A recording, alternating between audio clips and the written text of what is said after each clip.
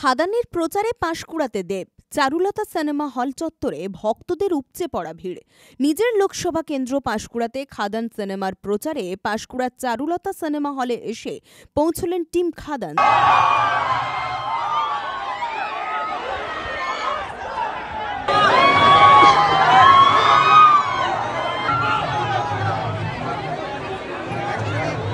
দেবকে দেখার জন্য স্কুল ও কলেজ পড়ুয়ারা সিনেমা হলের সামনে ভিড় জমায়।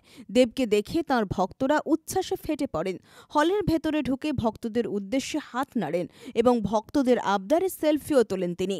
পাশাপাশি ভক্তদের অটোগ্রাফও দেন অভিনেতা দেব।